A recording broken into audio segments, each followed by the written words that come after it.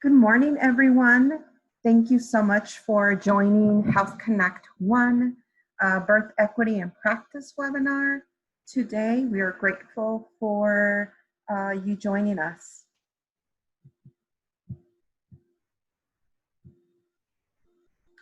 For those of you that are new to Health Connect 1 or are joining our webinar for the first time, Health Connect 1 is a national leader in advancing respectful, community-based, peer-to-peer support for pregnancy, birth, breastfeeding, and early parenting.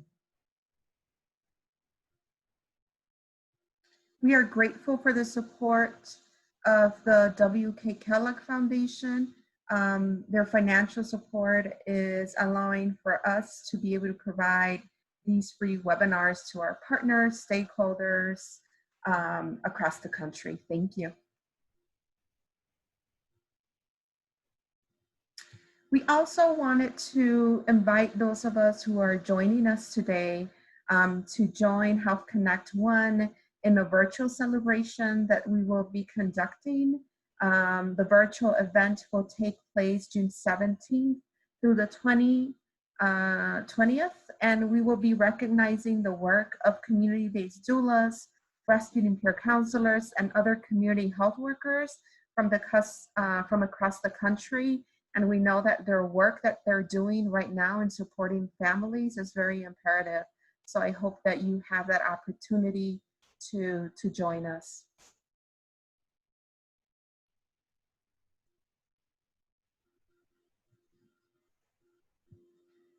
In terms of logistics for our webinar today, just know that this webinar is being recorded.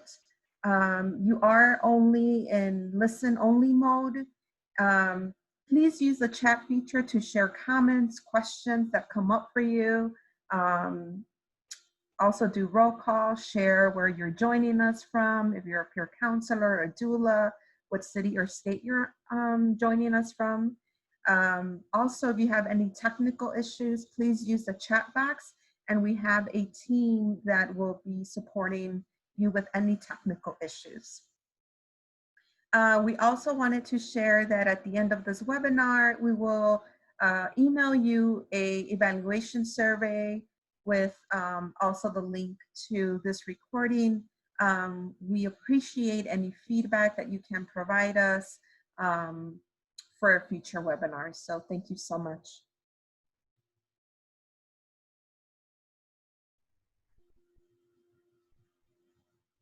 So my colleague is going to do the amazing introduction of Jamarah Amani. Good morning. This is Helen Demas, coordinator trainer for Health Connect 1, and it's my pleasure to introduce our presenter today, Jamarah Amani. She's a community midwife who believes in the transformative and healing power of birth and that every baby has the human right to human milk. Her mission is to do her part to build a movement for birth justice locally, nationally, and globally. As a birth worker and advocate, Jamarah has been tackling the epidemics of Black maternal and infant morbidity and mortality for over 15 years. She is currently the director of Southern Birth Justice Work, a nonprofit organization working to expand the birth justice movement and to make midwifery and doula care accessible to all.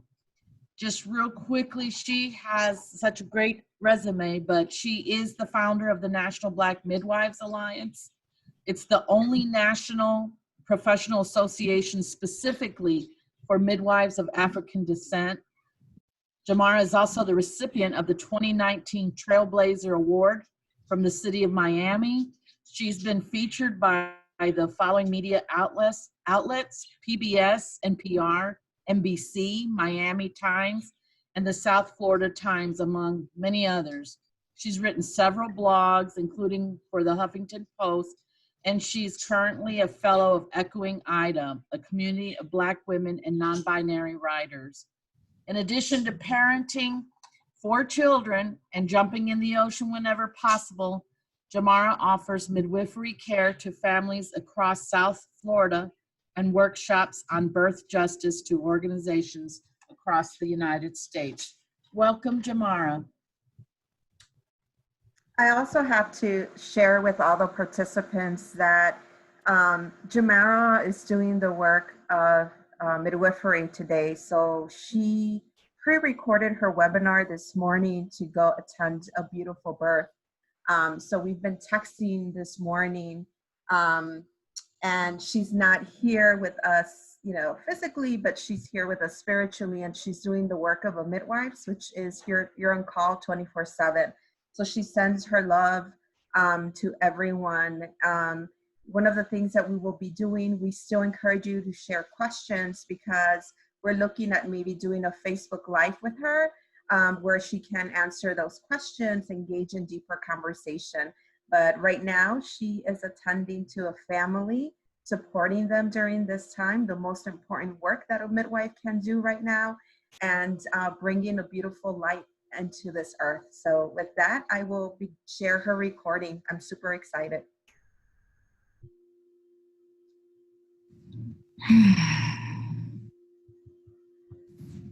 If you are watching this pre-recorded video, then I am at a birth, supporting a young mama in her journey to bring her baby earthside. I apologize for not being with you live. Thank you for your patience and understanding with the on-call life of a midwife. Please send love and light our way. First, I want to honor and respect my grandmothers and my mother who raised me. To the freedom fighters who paved the way for all of us to be here in this moment. To all of the ancestor and elder midwives who taught me about birth goddesses and patience, what it means to support a mama with grace, how to maintain joy and self-care as a midwife. You gave me the story of the Black midwife, our legacy, which I carry in my heart always. So many beautiful aspects of midwifery I learned from you. You gave me the foundation, and I wouldn't be where I am today without it. Thank you. I love you. This talk is dedicated to Mama Claudia Booker, who helped raise up this baby midwife. May she rest in peace and rise in power. I came to midwifery through the path of social justice, through understanding the social determinants of health, that in order to be healthy, we gotta get free. Disrupting the balance of power, advocating for access to better health services for women and families.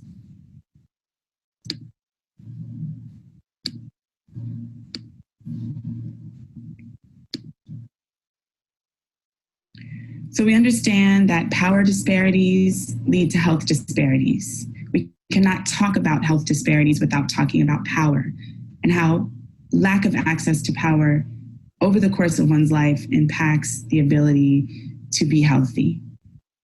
And so we know that by increasing power, that we also improve health outcomes. It's important that folks understand that the targeting and criminalization and erasure of midwives is at the heart of reproductive oppression. Because before hospitals, people were going to midwives for birth control, abortion, miscarriage, pregnancy, and birth, even before they could go to doctors. Specifically for Indigenous, Brown, and Black folks, midwives kept the culture and honored the safety of families. Pregnancy, birth, postpartum, healing, breastfeeding should be given so much respect, so much more respect in our society, because we are literally sacrificing our bodies to create another human. And none of us would be here without those processes. It is amazing and powerful and scary, and too often with crazy, uncertain consequences. Our society is so dismissive of pregnant people and our concerns. This lack of concern is silencing and shaming, and the more marginalized you are, the more shame is heaped upon you.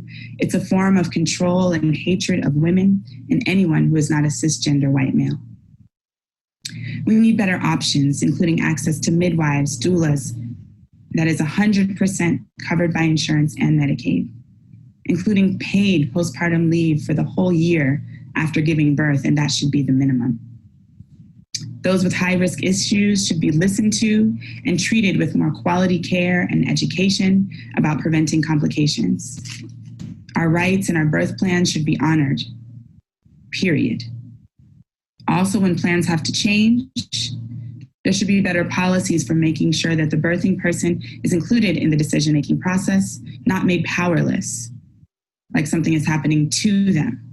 You are the person delivering the baby, not the doctor or the midwife. Birth trauma is real because the process can be so traumatizing. And birth is literally the gateway of life and death. This is close to my heart, especially when Black women are dying at 4 times as much as white women from giving birth. And the US is number 60 in the world for maternal and child health. There is something detrimentally wrong with the system. And that is why we say Black mamas matter. So I am a birth justice midwife. What does that mean? Birth justice means that every person has a right to decide if, when, where, and with whom to give birth. Birth justice means full spectrum care, including abortion and reproductive and sexual health wellness for everybody. Birth justice is providers who respect your pronouns, your identity, your culture, and your choices. Birth justice means reclaiming our grandmother's traditions of healing and rejecting harmful generational trauma. Birth justice is your right to choose your health care and receive support. Birth justice means better outcomes for Black mamas, babies, and families. It means your body is yours and you never have to surrender your body or your human rights to a system that was designed to destroy you. Birth justice is important because our walk is rooted in the reproductive justice movement. It must be innovative, autonomous, and led by women of color.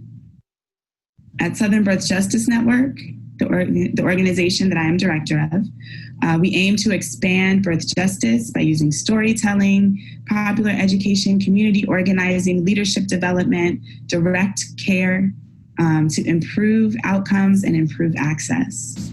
We examine the roots of inequality and injustice in relation to pregnancy, childbirth. Armed with this knowledge and with our beloved community, we demand and create the type of change we desire when it comes to our reproductive health. So we're going to talk about the Birth Justice Bill of Rights, but first of all, I want to tell you that the Birth Justice Bill of Rights grows out of the Black Midwives model of care. And why do we need this model? It's because we need to center our perspective on Black mamas, on the reality of our lives, because racism is killing us. Research shows that the specificity of the Black experience has implications for perinatal outcomes. The life course perspective, the exposure to racism over the period of your life impacts how you birth, whether or not you can carry your pregnancy to term, how your baby does in the first year of life. And we know that the historical exploitation and abuse of Black folks in the medical industrial complex has implications for health outcomes. So let's get into the Birth Justice Bill of Rights. So this Bill of Rights was developed by Southern Birth Justice Network and National Black Midwives Alliance.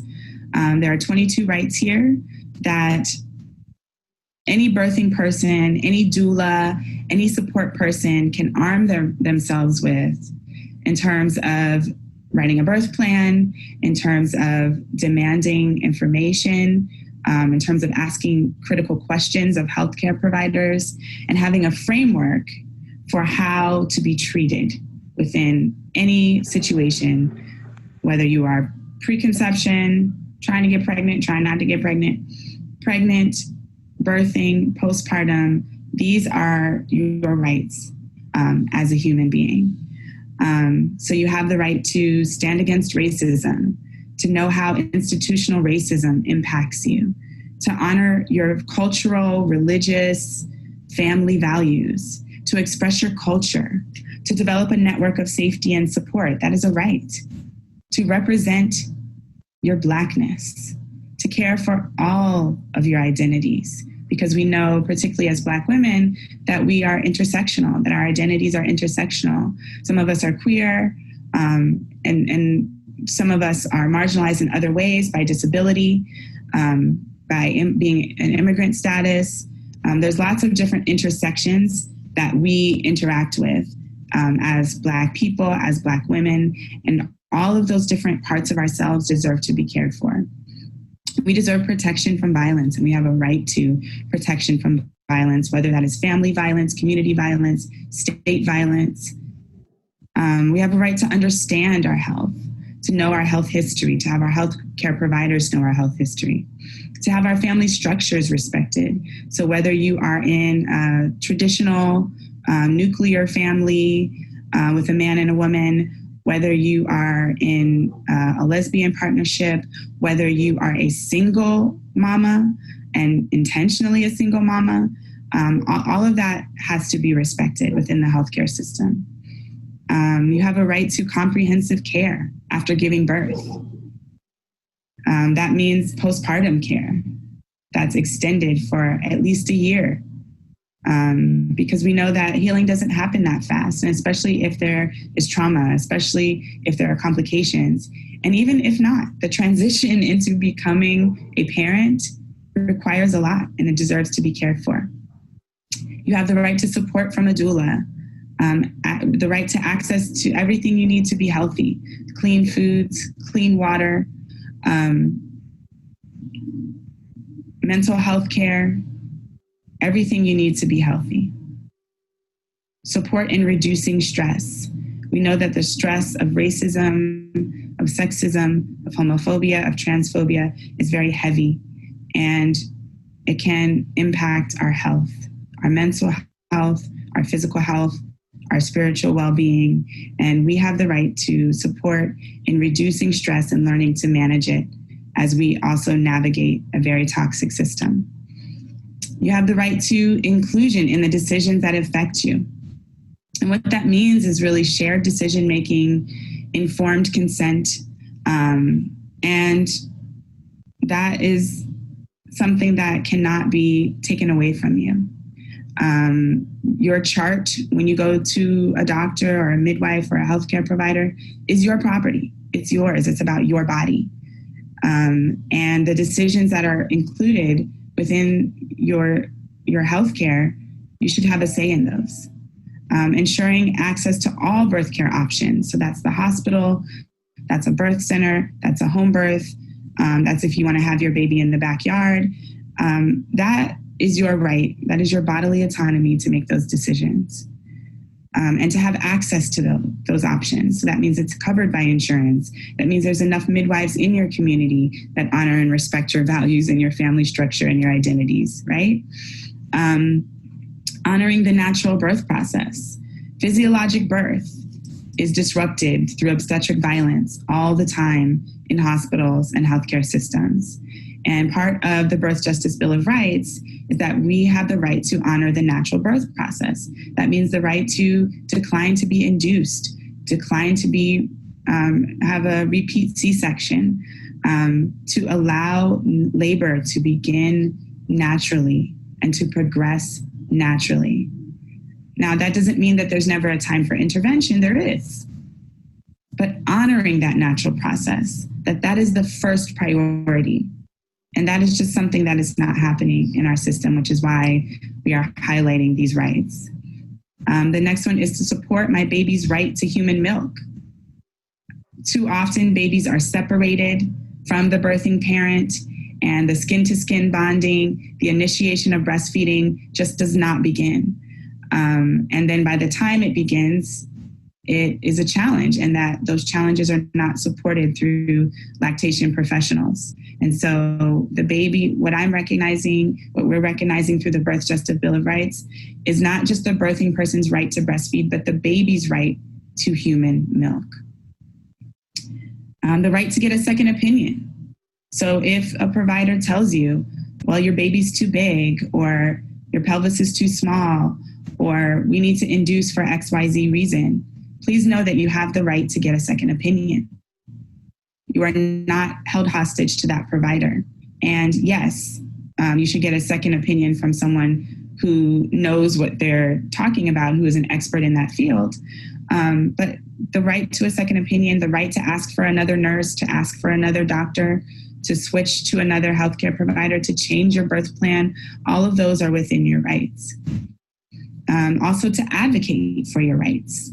That is a hugely important thing, and that it's too much falls on the birthing person and the birthing person's family to have to be those advocates. And that's why doulas are really important. That's why midwives are really important. And also knowing the structure of the hospital system. If you find yourself in a hospital giving birth, who is the patient advocate? The hospital has a patient advocate. They're supposed to. So even within the structure of the hospital, know that you have the right to advocacy. The time to heal and bond. So we know that postpartum care is not long enough. We need paid postpartum leave. We need healthcare to be extended for a year into the postpartum period, because a lot of the maternal deaths and infant deaths that are happening outside of that 6-week, what we call the postpartum time. And so we need that care to extend beyond so that we can ensure that people have the access to be healthy throughout that first year and beyond. And the last one, of course, number one, foundation, paramount to all of these rights is to recognize that my body is always mine. I never have to surrender my body. So in spite of an increasingly violent medical environment, we know that midwifery care reclaims the space to have safe, gentle, and powerful birth experiences. We know that bodily autonomy matters. Trauma-informed care matters. Midwifery care is holistic, healing, humanistic. It has a rich, rich history and herstory, legacy, and roots in communities of color. And our vision is to make this care accessible and central to all people, especially Black, Brown, immigrant, Indigenous, queer, transgender, low income, young parents, and other marginalized communities.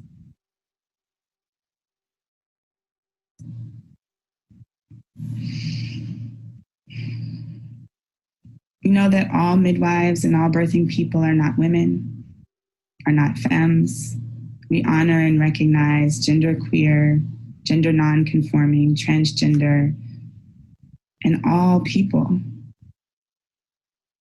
Midwifery care has shifted over the last 100 years. Black midwives have been pushed out of our communities, but all the midwives are not white, are not wealthy or middle class.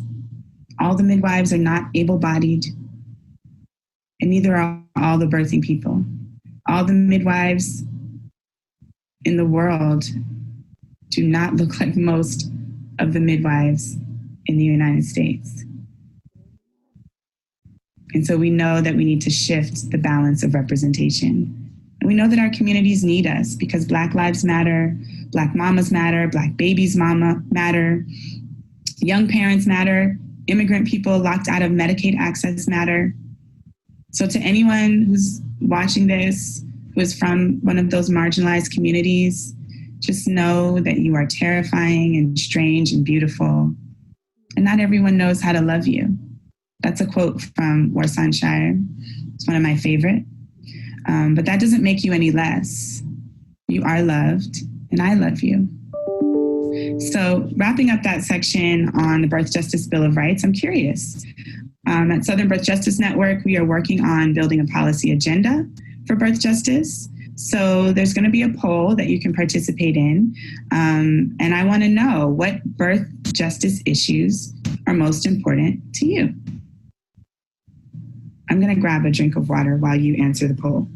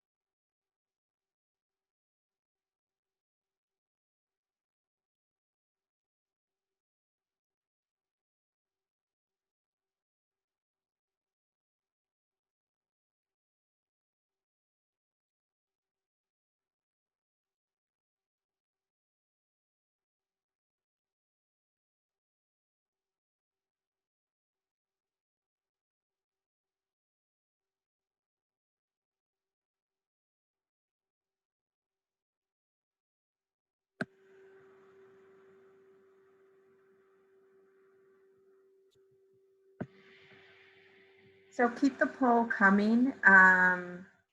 Keep participating. Your voice is important.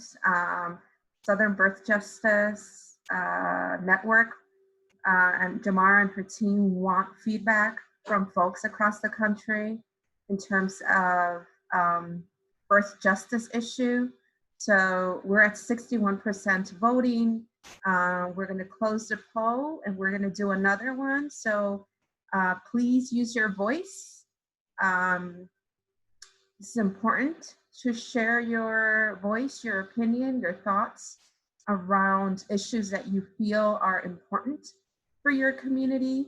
And I am going to close it in about a second. I don't see nobody. Hey, I see more people doing it. We could reach, we're at 72% of people voting from all people participating. So we have to model that. We have to participate, share your thoughts around birth justice issues. Brenda, we have a question regarding the poll. Someone wants to know if once they put their answers in and they click it, should it disappear? Yes. There's your answer. All right.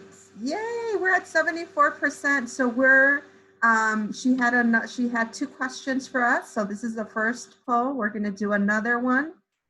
So it looks like right now, cultural awareness, humility of healthcare providers is number 1. And then we have universal healthcare as number 2, followed by holistic natural care access. So let's end the poll here and let's do the other one. Okay, that's number 2. So let's see, for number 2, the other set of poll, we have the biggest one is shared decision, informed consent as the biggest issue. And then we have doula support and reducing C-sections VBAC as the top 3 for those. So thank you for participating in this poll. We will share that information with Jamarah and Southern Birth Justice. So Brenda, this is Sadie. I'm seeing some people that are having problems submitting their responses. So could we send out the question afterwards in another format to make sure that we get everybody's responses? Sure. Sounds good. Thank you.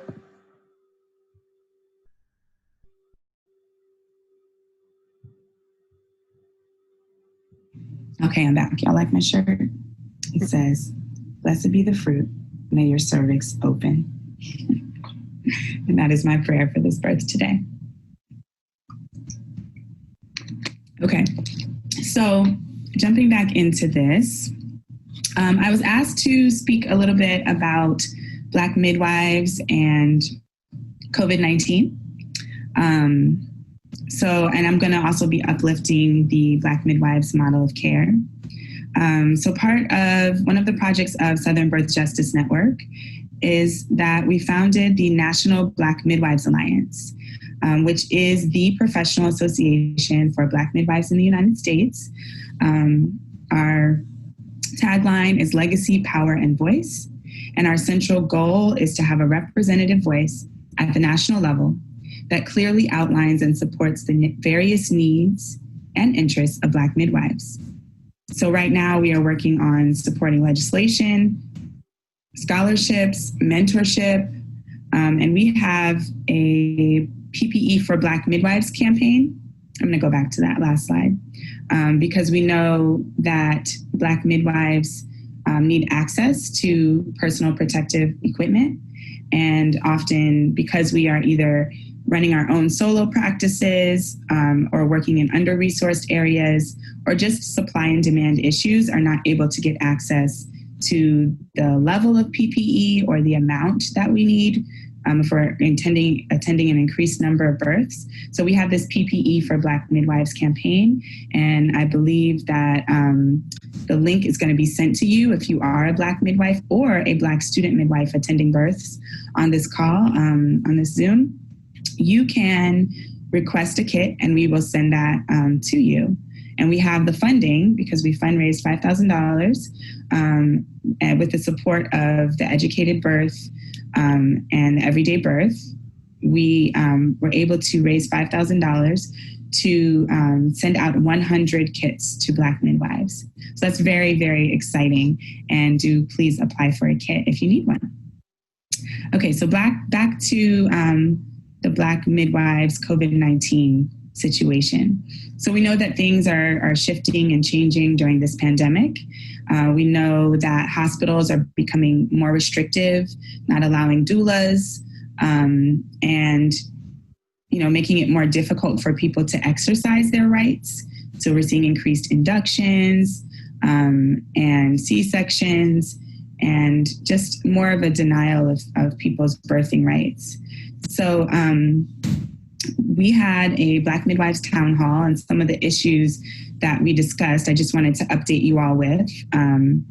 So ACOG is the American College of Obstetricians and Gynecologists, and they recommended finding innovative ways to collaborate with midwives, which is really kind of new, since midwives are rather marginalized and in their various communities and legally restricted in over a dozen states. So the fact that the obstetricians, the OBs, are recommending that hospitals and other care facilities find ways to collaborate with midwives is it's exciting, and also it's an opportunity for midwives to kind of move into the center of OB care, increase our capacity, deal with licensure and certification issues, end criminalization of midwifery, increase the midwife workforce, increase access to education, increase training and support staff, because if you're a midwife in solo practice right now, you're probably seeing your practice increase, even double. And not only just the catching babies part, but the part about all of the administrative support, the education, ordering supplies. I mean, just the logistics that go into being a community practice midwife. You need that support staff. So we also need people that are willing to work with midwives and be trained to how to support midwives in what their office needs are, in scheduling, in billing, all of those things. Many midwives now are utilizing telehealth, which means that I'm talking to you just like this virtually through your prenatal care. And that is to, limit the human interaction physically and to respect social distancing guidelines. And so telehealth is interesting because it's an opportunity also to educate people about their bodies. And this whole question of bodily autonomy and shared decision-making, if someone is taking their own blood pressure at home, if someone is measuring their own belly to see how much it grew since the last visit, or finding the position of their baby, or being more accountable to their diet and nutrition.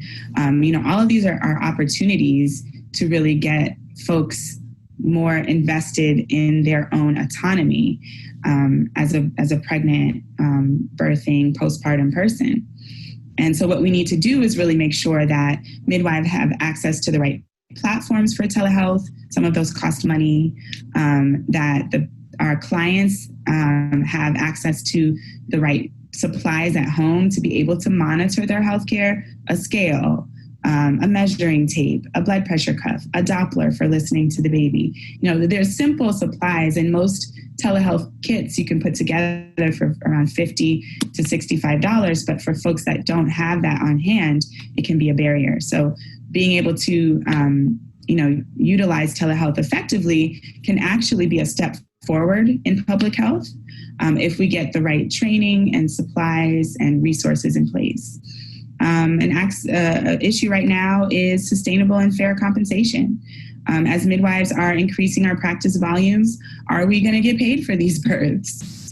Most midwives that practice outside of the hospital, so that's, home births and birth center births, are in states where Medicaid does not cover their care. And so you have either where it's midwifery is like an elite access thing, where if you have private insurance or if you can pay out of pocket, then you have access, or you have midwives giving their services sliding scale or free, which in the long term is not sustainable financially. Many midwives will burn out or not find it financially feasible to continue practicing and supporting their own families. So sustainable and fair compensation for midwives is really important too. So the practice considerations that midwives are dealing with right now, I talked already about the PPE campaign. Access to personal protective equipment is important. Water birth, many of our clients that come to us are coming because they want to have a water birth.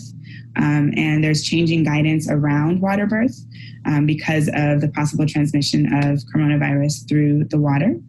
So there's different guidelines around that people are considering.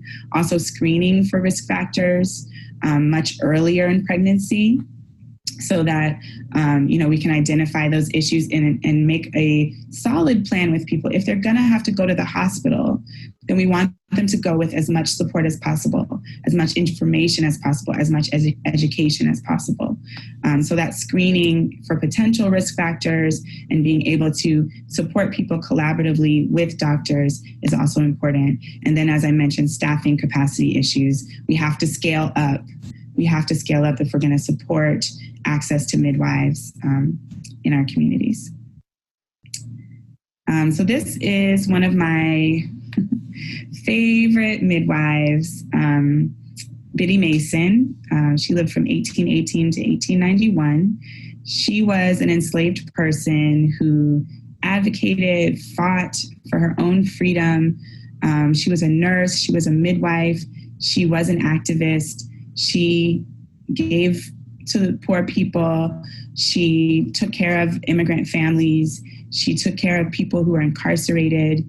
And she was a millionaire, like an actual millionaire.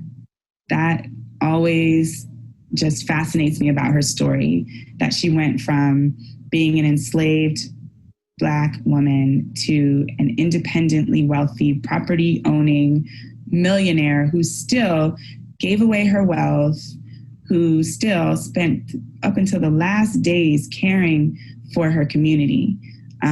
So she is the first midwife that I really learned about and inspired me to become a midwife. And so this is a quote from Black Women Birthing Justice.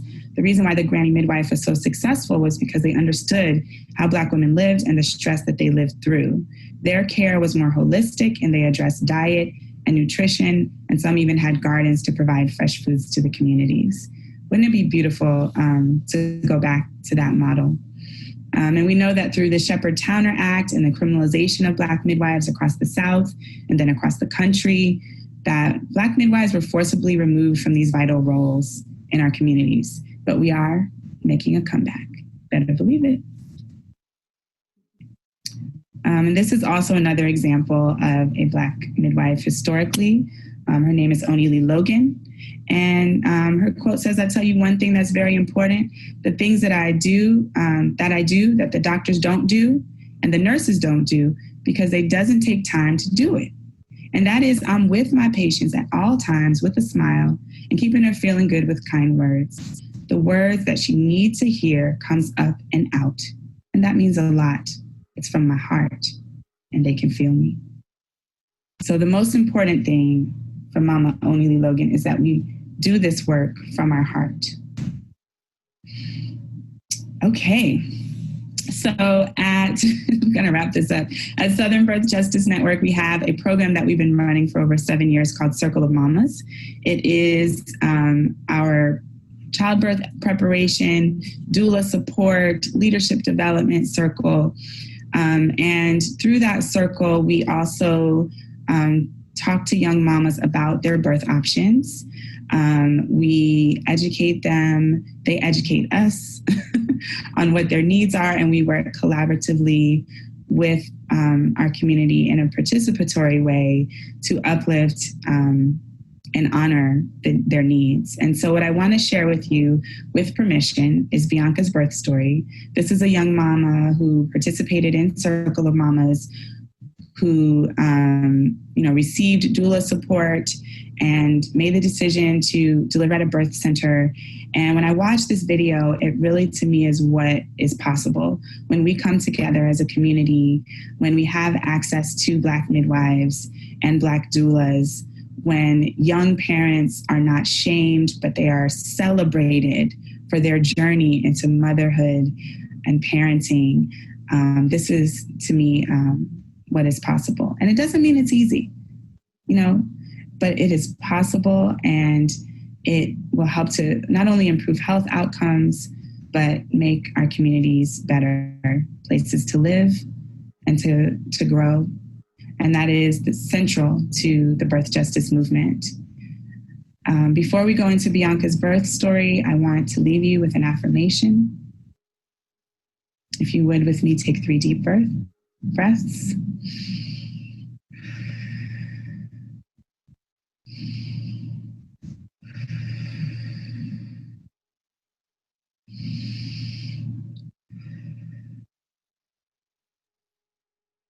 I accept and acknowledge that I am a divine and fertile being living in an abundant universe.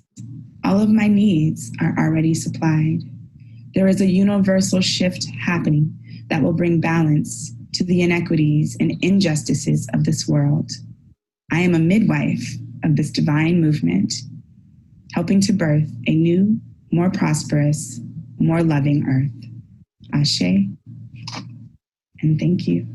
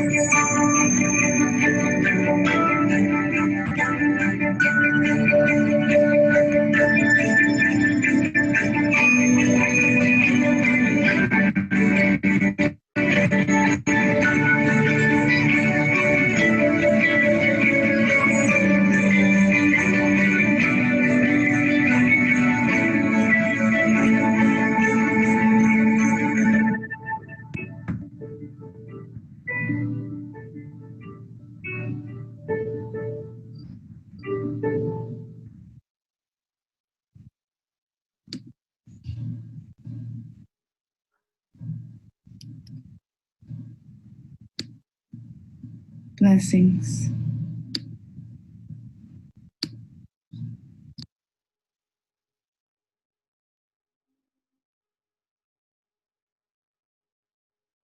So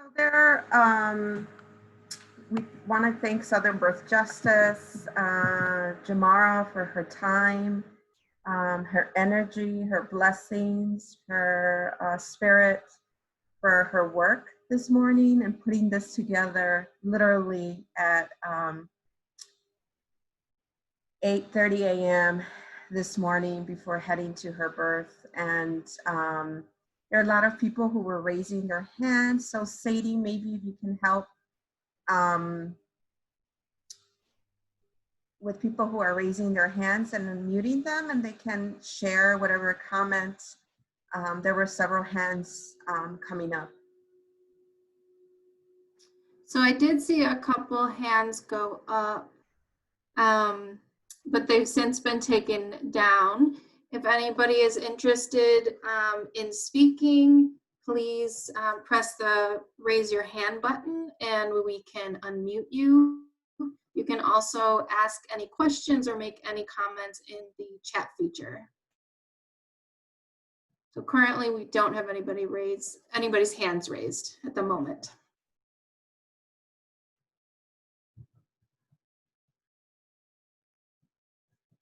One of the hands raised was an accidental diaper change mishap. Got it. So we're happy to share that we'll be collaborating with Jamarah on a Facebook Live to address any questions that folks might have in our chat. Please feel free to share those questions, comments. We will share them with her. I know she put in a plug and a shout out for the kits that they're currently providing for midwives and how midwives can apply. So we will also share that information. If you would like to give donations also to Southern Birth Justice, Sadie, if you can put that in the chat box, that would be awesome for people to have access to that. Yes, and I just wanted to state, I'll share the link again, but so you can donate to Southern Birth Justice Project, but also if you are a midwife that is in need of PPE, then you can submit your information to them to receive PPE. So it's two things. If you're willing and able to be able to donate, and also that if you are in need of PPE, you can request it. Thank you, Monica, for your beautiful comments and for sharing that feedback with us.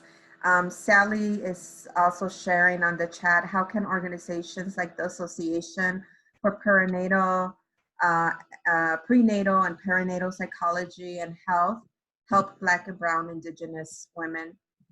So we'll have that question for our Facebook Live. Thank you for sharing such valuable information. So we're getting a lot of thank yous, a lot of love in our chat box. We greatly appreciate it. This recording will be available along with the evaluation link and a link to Jamarah's organization and her initiative, her campaign for providing PPE for Black midwives. We want to thank the midwives all over the globe in our country for the love, the support, the care that they're providing and they continue to provide for families. We're grateful for having you in our communities.